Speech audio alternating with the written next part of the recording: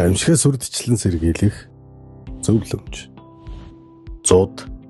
Зуднаас үрдчлэн сэргийлэх, зудын үед болон зудын дараа авах арга хэмжээ. Зуд гэдэг нь өвөл, хаврын үлрэлт, хэмжээний цас, хүйтэн, хөрсний зарцдас, мөн зуд тагсан ган гачиг зэрэг цаг агарын хүнд нөхцөөс болж мал бэлчих боломжгүй болох болмаар мал олноор хорогдохыг хэлдэг.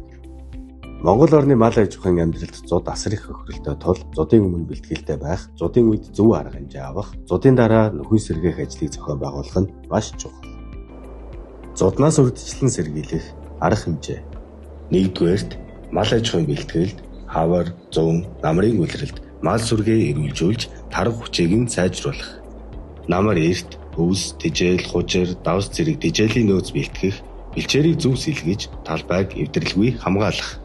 Мөн малын тоо толгойг зохистой хэмжээнд барих, сул дорой малыг намар эрт худалдан борлуулах. 2-р айл өрхийн үйлчлэлтийн бэлтгэл.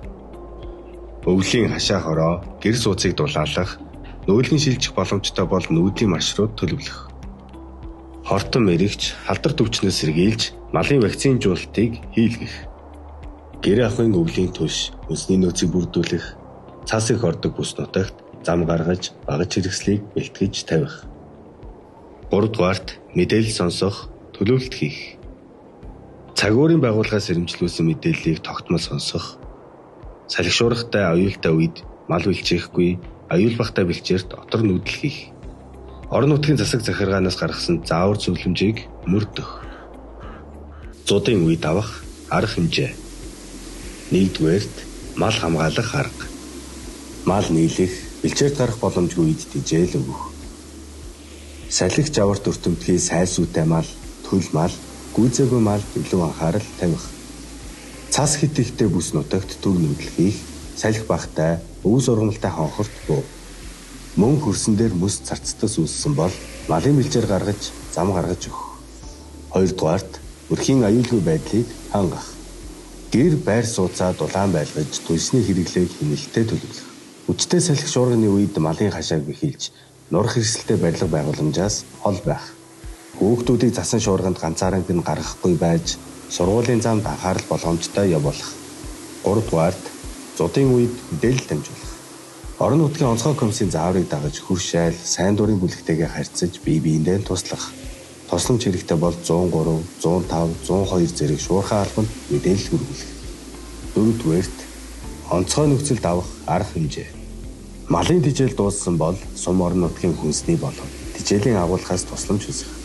Малын маастай, өтөг бууз ихтэй газар мал сүргээ үйлжүүлэн, зудан дүртэг эрсдэлтэй хүн ам, мал амьтан байвал шуурхай нүлгэн шилжүүлэх. Зудын дараа авах арга хэмжээ. 1-р хохирол тооцох, нөхөн сэргийлэх. Хорогдсон малын тоо, хашаа хороо, эд хөрөнгийн хохирлыг бүртгэж, сумын засаг даргын тамгын газарт мэдэгдэх.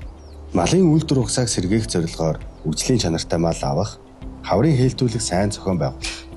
Хаврын мал төлөлтийг эртнээс бэлтгэж, тижээл дутагдлаас сэргийлэх. 2-р байгаль бэлчээрийн нөхөн сэргийлт. Бэлчээрийн доройтолд орсон талбайг хамгаалж, амраах, хашаа хороо, малын байр бууз орчмыг цэвэрлэж, ариутгах.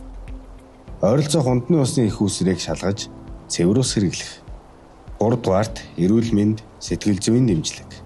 Зудын үед олон хоногийн стресс, ядаргаанд ордог тул хүүхэд, өрхийн гишүүдийг амраах. Сэтгэл зүйн зөвлөгөө шаардлагатай бол орон нутгийн нийгмийн ажилтнанд хандах. 4-р дахин зуд болохоос сэргийлэх бэлтгэл. Тижээл хадгалах зориултад зойр сав сарвчийг засварлах. Одоо байгаа малаа эртнээс таргалуулж бэлтгэх. Цаг агаарын мэдээллийг байнга анхаарч, нөөц төлөвлөгөөг шинжлэх. Зуд бол байгаль цагуурийн хүндрэлийг дагсан гамшигын нэг бөгөөд хүний амжиргаа, мал аж ахуй, эдийн засагт ноцтой нөлөөтэй байдаг. Зудын хохирлыг багасгах хамгийн зөв арга бол үрдчлэн сэргийлэх бэлтгэлийг сайн хийх, зудын үед зөв шийдвэр гаргах, дараа нь сэргээн босголтыг зөв зохион байгуулах явдал юм.